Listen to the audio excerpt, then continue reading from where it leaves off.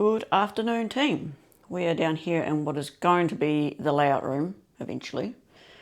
Giving the locos a bit of airtime, we have more space down here, so we're down here. I get a lot of questions about etches, and etches seems to be one of those daunting things in the hobby. It doesn't have to be, but we do get a lot of questions about kit, like tools and things. So I'm here to debunk a few things. So let's start with cutting etches, because although all our etches mostly come pre-cut out already, there will be some like mini etches that you're probably going to have to deal with. I prefer these things because they're really sharp, but they also have, because of the pointy tips, they really get into small tight spots. These are the Xeron ones. You can find them at Micromark. They're not too expensive and do the job brilliantly. Like I'm cutting a lot of etches all the damn time. The worst I've had with these is the tips can snap if you snag them in an etch. And over the time I've been doing etches, I've probably broken the tip off 2, I think. This is my third pair. Yeah, my third pair. So not a huge concern if you're not doing a lot of, etch cutting or that sort of carry on. That said, if it's not too thick, then your average household pair of scissors, I didn't bring one down here. Oh, hang on. Yeah, I do. Here we go. Average household scissors will do the job, but you'll just need to cut through whatever is around it, probably because these are pretty dull on the end, not as pointy as those. So this will work, but they will dull pretty quickly on brass. The other thing I like to have on hand as far as cutting goes is these guys. Oh, I probably should have shown you the other one, shouldn't I? There you go. Yeah, pretty pointy. These other ones you can get from a lot of places, actually. I pick up these at train shows a lot. Micromark also has them. Hobby stores have them. They're pretty universal around the place. The thing that these are nice for is because they've got that flat edge on there.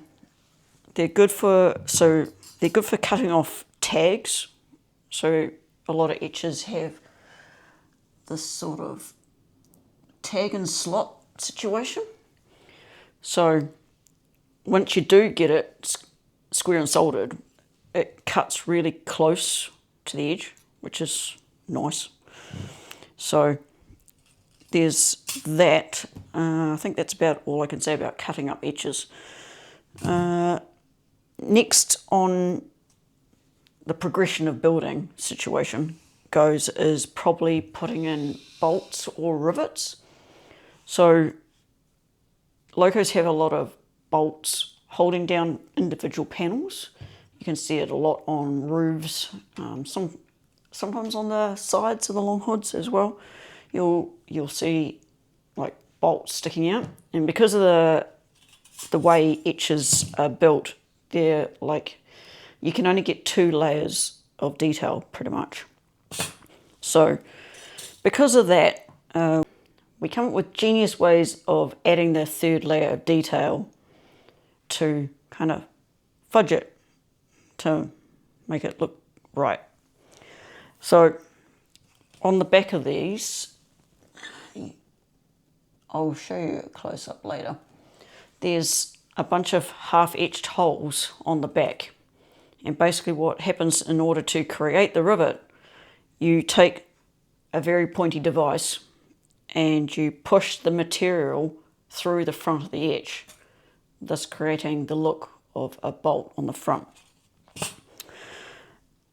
There are various means of doing this.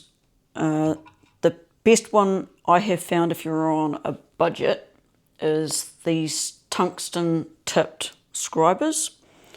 you can get them from, I picked this one up from Mega Mighty 10, but most hardware stores have them. And using cork. So it probably doesn't have to be cork, but it has to be something that'll support the etch, but will give a little in order to push that rivet through the other side. And just give it a little tap with a hammer. Doing it this way, I probably wouldn't get crazy heavy on the tap because you'll start to warp everything around it, because unlike with a press and an anvil, I'll get into that in a minute, there's no space already there to push the rivet into. But this works perfectly good if you're on at the budget end of things. Moving on up, this is pretty much a rivet press. So it has on the bottom of it pretty much an anvil, which is basically a piece of steel with a hole in it. And this one has been added to. I got this one second hand. Unfortunately, Littlewood doesn't do these anymore. That was a small model making crowd in New Zealand. But they don't make these anymore, unfortunately. They work great. They were relatively cost effective at the time. Like I said, I didn't jump in fast enough to get one. So I got this one second hand. It's heavily modified.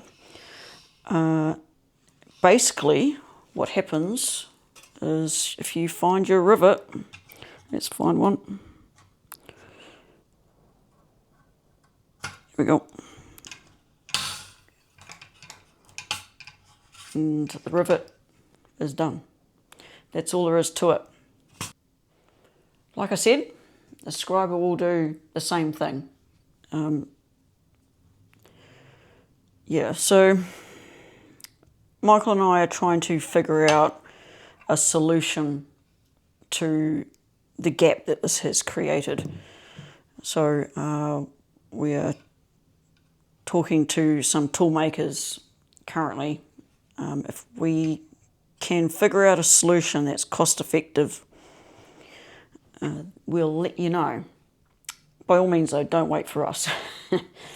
There are other options out there. There's one in the UK. I'll put a link to it in the description below. Like a professionally built one. I looked tonight, it was £62, which at the moment is about $142 New Zealand, not including shipping. So it's on the upper end. Like I do a lot of etches with a lot of bolts. This thing works perfectly. So if we can find a solution to replace this, that'd be great. Let's do it back into there.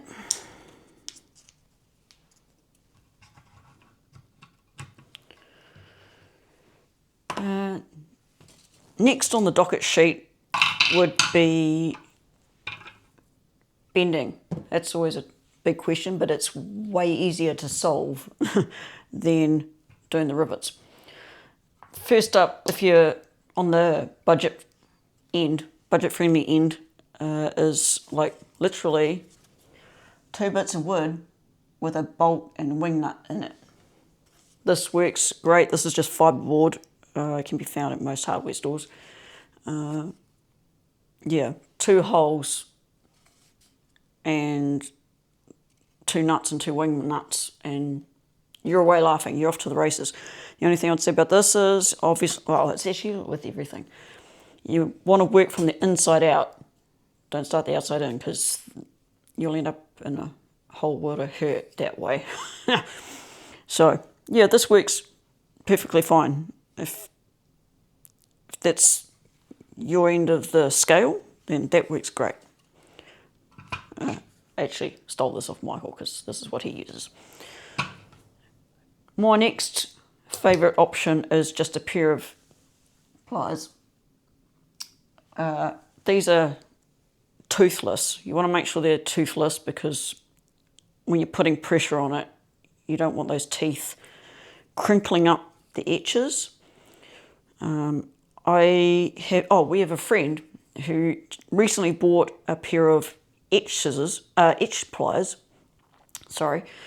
and they're basically the same as this. They've just got a longer jaw on them, which I can see the benefit in that too. Sometimes you do want longer stuff. For most etches, like this works perfectly fine. Like I normally will do all the cabs just with these. These are always like on my grab to drawer in the workshop, and it's quick, it's easy. Just why not? You know, I'll do it every time. Next on the options list is the Marks Model Works rule bar. I think that's what he calls it, pretty sure. Yeah, rule bar.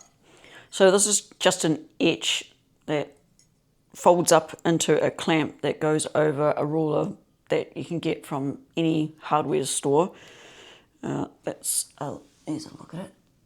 Yeah. It's got kind of like a spring situation going on the inside. And it will fit two normal rulers. You slide one in. I've toned it down too much. There we go. And put your etch in between. I guess I could do that, couldn't I? Just a short one. Stick your etch in.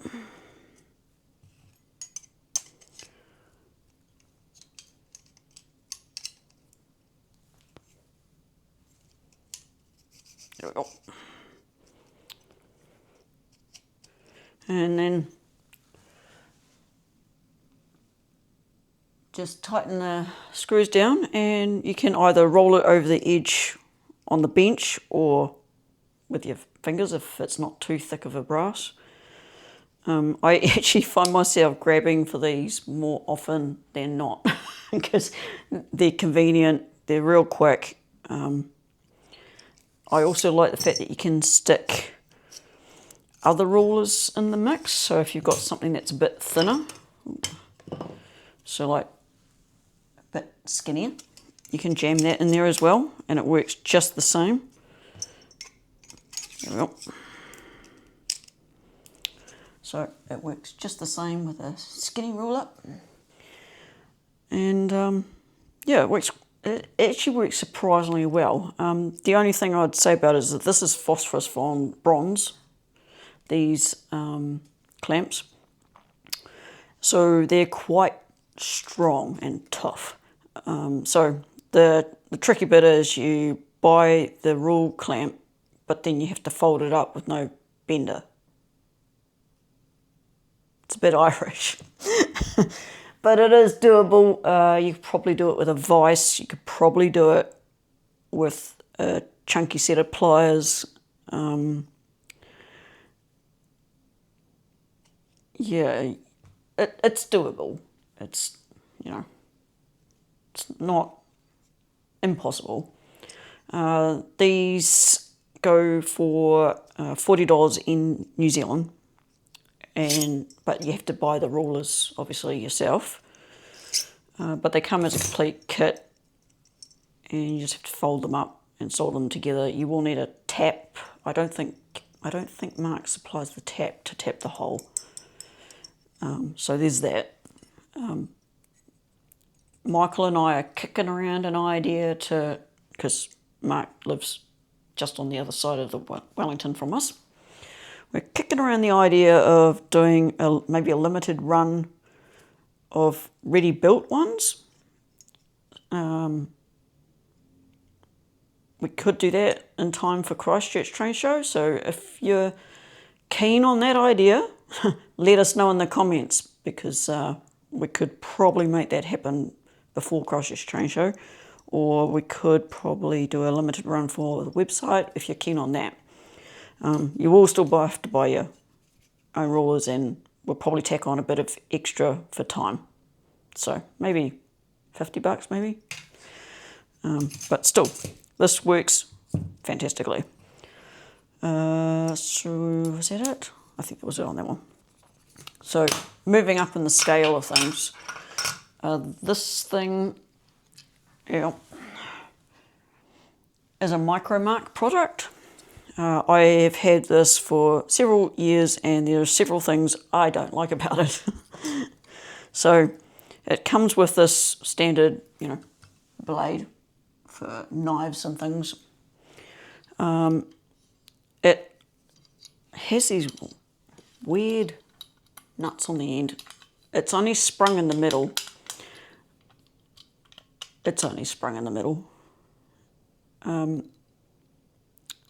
It's not hugely long.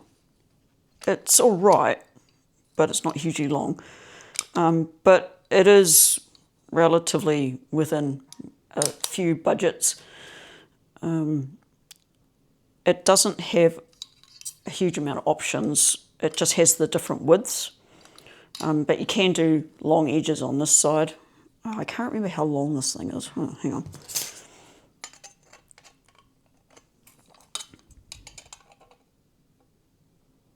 $165 long. There you go. So it's aluminium. It's all right. Like, it's definitely not my go-to bending device. I will probably grab the Marks Model Works one well before I grab this one. When I last looked, it was $88 New Zealand, not including the shipping. And they're US based, so the good old conversion rate kind of kills us at the moment. Yeah, that's about all I've got to say about that. Yeah, moving on up. So when I was planning out this video, I did a bunch of research into what was out there for completeness sake, and I found a new product. Well, it's probably not new, but it's new to me anyway. So this is it. Now, there's a lot of chat in some groups about how you pronounce this. Oh God, can I reach that one? So there's a lot of chat about how, and many groups, like forums and stuff, about how you pronounce this. I'm just going to go with display, because that's what the general consensus tends to be. And I kid you not, this is how it came. So I may as well unbox it for you. Here we go. So look at that. Fancy fucking box and everything. So this got me pretty interested. So I went Googling for them and found them online, as you do. Where's open? Here we go. There you go. That's pretty much as packaged. If I can not like tip everything out. So it took a while to get here, and I was starting to wonder if it was a bit of a scam. But it did arrive, and I was actually right off the bat pretty impressed with it, actually. I'll go through the costs in a minute. We'll rip this thing out. So it is hefty, by the way. There you go. Look at that. So what I like about this right off the bat is the two knobs are both sprung, and that both knobs actually make sense. So, yeah, see? Versus, I don't know what those extra two knobs are on the Micromark one. I'll put a link to that in the description, by the way, if that's your preferred option. I was pretty impressed with this. So it has the notches, so if you want to, scratch build something, it has preformed shapes that you can push brass into right there and then. It also has multiple different sizes for, you know, building up boxes and things. And you can, obviously, like the other one, you can use it straight on this edge, or you can turn this whole plate around and use the full width of the, you know, the full width of the plate. What I also like about this one is it is a bit longer. It's 177 long, I think. Oh, wrong roll up. 177 long, which makes it just that smudge longer. It's not as long as most long hoods, so there's a long hood in comparison. If I can line it up. There you go. But these end ones, these ones are going to want to fold regardless. So you really only need to get that middle section in there anyway, which, you know, more than does the job. I also like that it came with a matte plate as well, which I think I'll be swapping out right off the bat because I think I am going to prefer that. It also comes with a really wide blade for helping you. So this is like in order to get underneath them and pull them up or push them down, whichever way. And it has the short blade as well. Look at that. So having a perusal on their website, I'm actually pretty impressed with this, and pretty impressed. Oh, it comes with rubber feet too, so you can put them on. I haven't put them on yet. Pretty impressed with a lot of their products. I think I'm going to be spending a bit more money there, to be honest. Just saying. He with the most tools wins. So I also found it on Amazon, and to be fair, I'm guessing Amazon will probably be a faster shipping. So Amazon was $166 New Zealand, but free shipping. Shipped in 7 days, I think it was. I think it was 7 days. If you go to the Display website, you can get it for 92 New Zealand dollars, which I kind of appreciated their website actually working in New Zealand dollars, to be honest. But there's no shipping on that. But for me here in Wellington, it ended up being $25 shipping. So, yeah, pretty impressed with that actually. Pretty keen on it. I can give you a link that'll give you a 10% discount on that as well. It should work. Here's hoping, we'll find out. But they are also, if you don't want to use our link, they are also using, currently have, as of tonight, 10% off the summer sale. So there is that. And they also have a loyalty scheme. So the more you spend with them, you gain points that you can spend on other stuff if you want to. Because I see they also do tape as well. So those painters out there, they also do tape. I got a roll of that. I haven't tried it out yet. I'll report back to you on what I figure out about that. If it's any good or not, we'll find out. So yeah, I was actually pretty impressed with that. The last item on the agenda is rolling etches. Now there are expensive rollers out there, and I didn't actually bother looking to find one because to me they're a bit of a monotasker, and I don't do a lot of steam engines. All I really need a roller for is rolling etched roofs for, you know, things like DJs. The prototype. So that's all I need it for, which I don't really want to spend the money on. So, because there's other options. So this bit of dowel is probably about 15 mil, I think. Let's see. Yeah, it's 15 mil. Local hardware store. Roll that sucker on your leg. It does the job. It doesn't even have to be perfect. Like, it just has to be close enough. If you've overrolled it, not a problem. Push it down and tack it in place all around and you'll get there eventually. If you've underrolled it, tack the centre, pull the sides down as you go and tack, tack, tack. And once it's in place, then run the solder all the way around. It's the perfect solution for what is only going to be like one job per loco probably. And for the DFT, you don't even need a fault. You don't even need a roller. So, yeah. So what we'll do from here is I've showed you the rivet press in action. The same as for the scriber. But what we'll do is we'll go up to the workshop and we will fold up one of these cabs for reals and you can see it for yourself. In fact, I might actually do this prototype. Wouldn't that be a novel thing?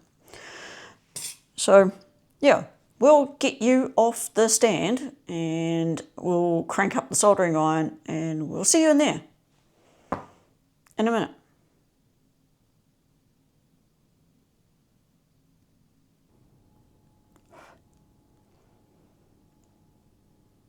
Alright team, we are here in the workshop and we're going to fold up one of these cabs. I've already cleaned the tip of the soldering iron, so that's good to go.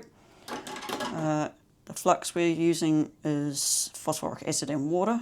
I did a bit of an article on flux on the website a while ago, so if you haven't checked that out and it's of interest to you, go check that out. Phosphoric acid, just as a quick side note, it's commonly found in rust remover and often it's already mixed with water, so you can, check the back of the label. Depending on how much acid's in it, you could probably use it straight out of the bottle. Anyway, I digress. So it might be worth knowing that got two cabs here. Today I think we'll fold up this DJ one because this is very prototype. It's the first one first drawn. It already has a couple of drawing errors in it that we need to fix, but we need to do a test run to see if this will fit. There's the roof. That's the DFT one. All our brass cabs have the same design intent, so they're wrap around and then roof over. Hopefully we can keep doing it that way because it won't matter. What I'm about to do here is the same for all of them. We'll see how well this roof fits. Hopefully it should be fine and we'll continue doing so we don't have to roll over the top of the cab. It's a bit easier to do this roof when it's by itself rather than attached to its longwood sides. So we'll see how it goes. My weapon of choice today is going to be my trusty pliers, the toothless ones, and let's get into it, I guess. So you'll see this in real time this time.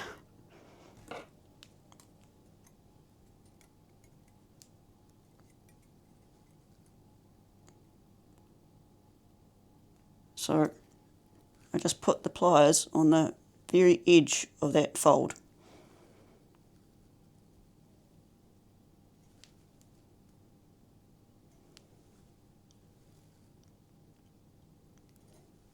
I'll just give it a quick eyeball for square, or we could use one of these things.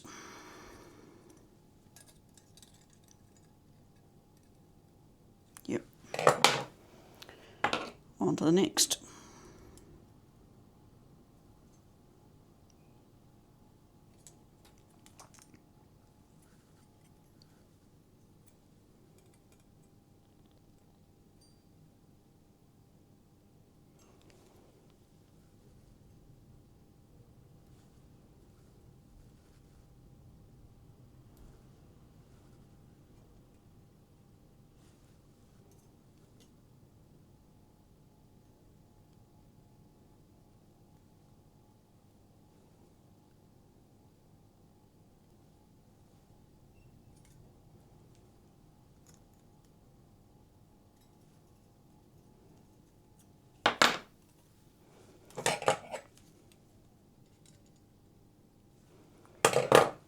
last one.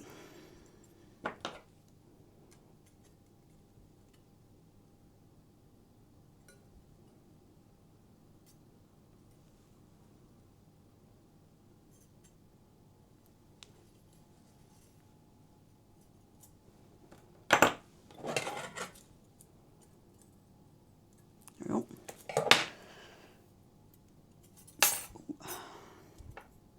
So these tags just go together on the corner there, and we can adjust it as needed as we go. Try not to burn our fingers here.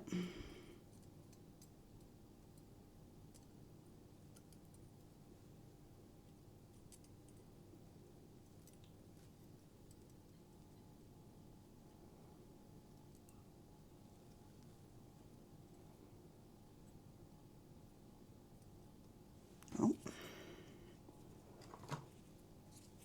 it moved.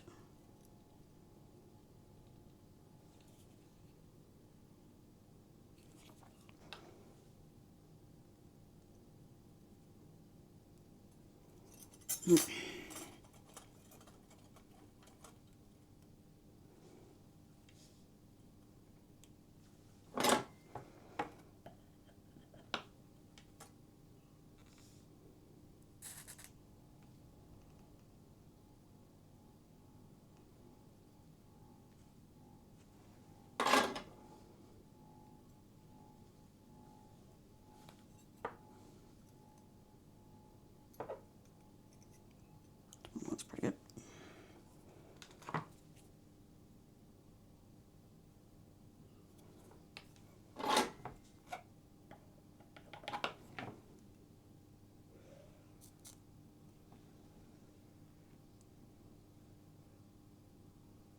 Oh. Give this a check for square.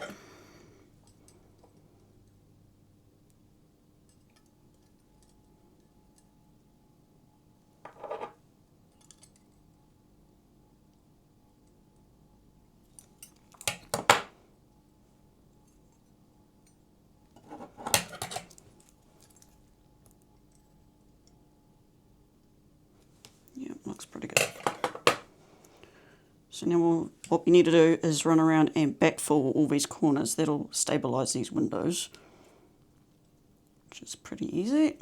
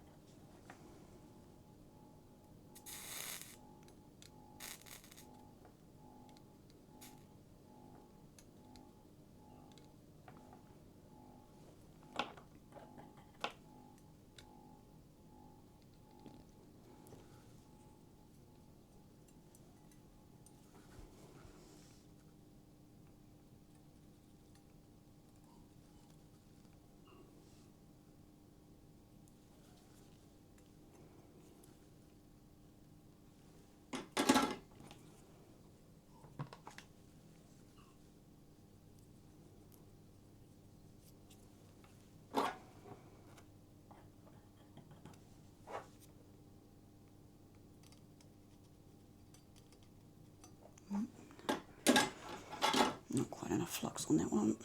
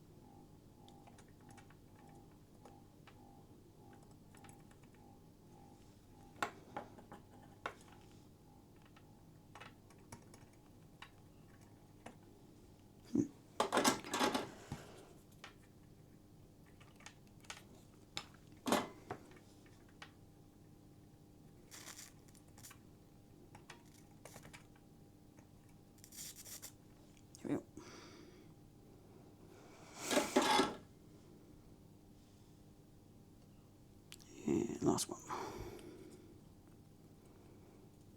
Try not to snap our tacks on the out, or mount our tacks on the outside on this one.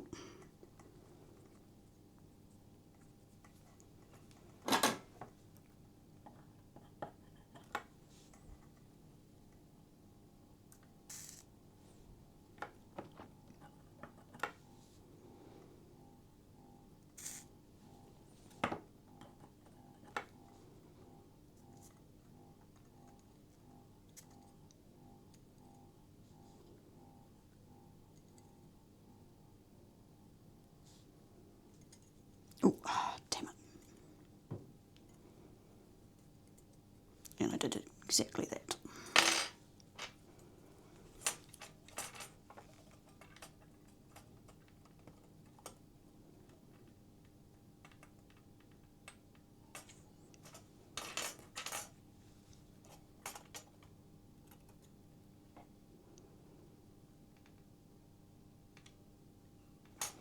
Not to worry.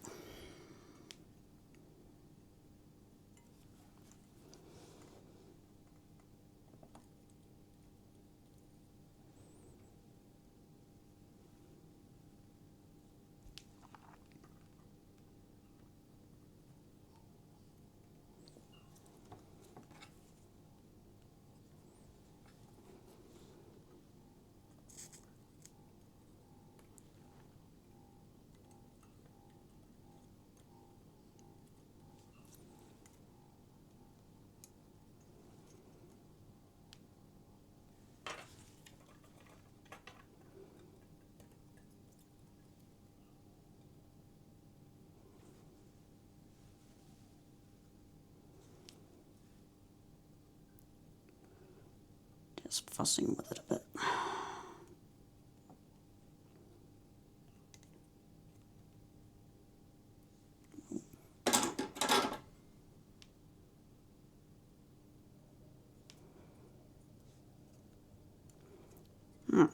That's that.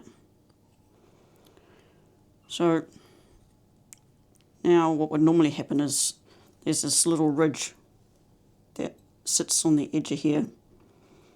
I would normally now run around and file them clean, so we get a nice clean cab. But you guys don't need to see me filing stuff, so we won't bother with that today. I will, however, just real quick cut this off, and I didn't get out the right pair of cutters. Here we go. So just cut these tags off because we don't need them anymore. These are getting a little bit dull. So clean up those tags with the file as well normally. So that's that. Alright, so we're going to roll this. My weapon of choice now is my trusty bit of wood. I'll just turn away from you for a minute because I need my leg. So rolling it on your leg just gives it something pliable to want to roll around. It's easier than doing it on the bench. It won't want to roll on the bench. So we're starting to get something. It's fair to say you don't have to get this perfect because you can use the long hood, the cab to get it to its final form. So it doesn't have to be perfect.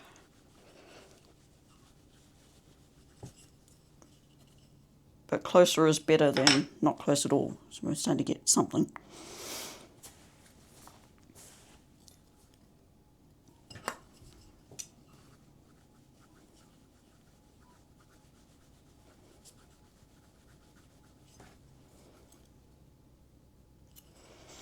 And if you overdo it a bit, it's not the end of the world to give it a bit of a press back. I may have over creased it in one point there, but it'll still look like the real deal.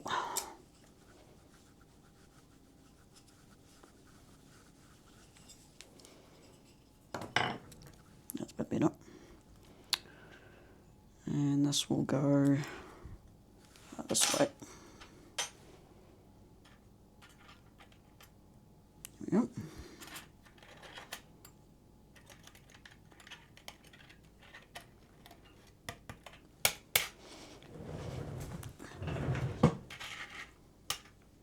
actually came up pretty close. It's pretty good. So same as before, we'll just get these tags to hold everything in place so we can move on. Like so.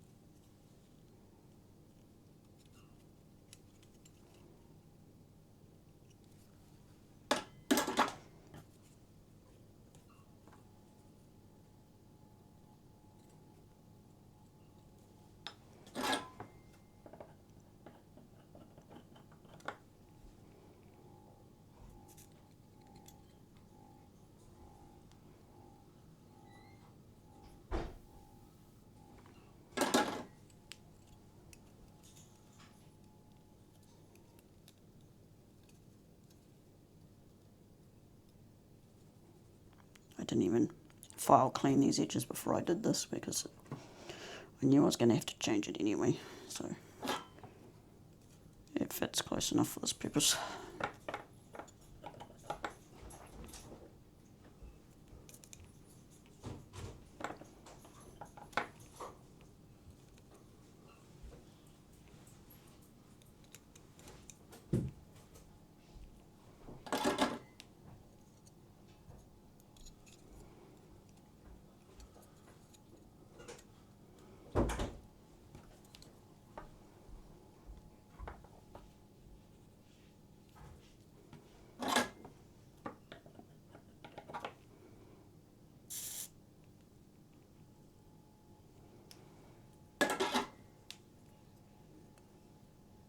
Fits pretty good.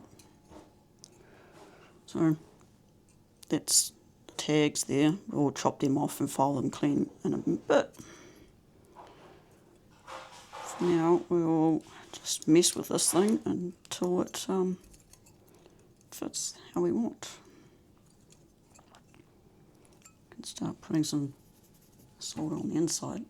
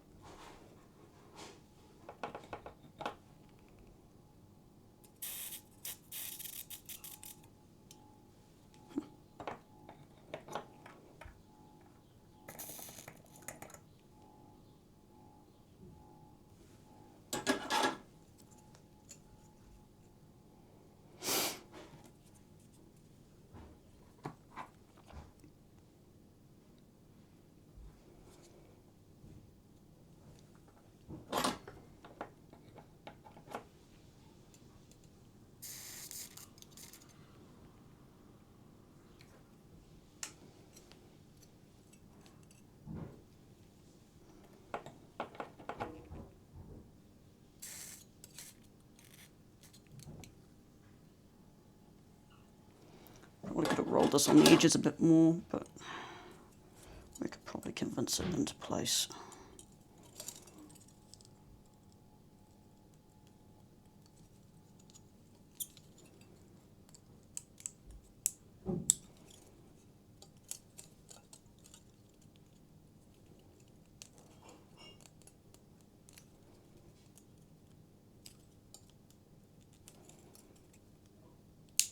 Ooh.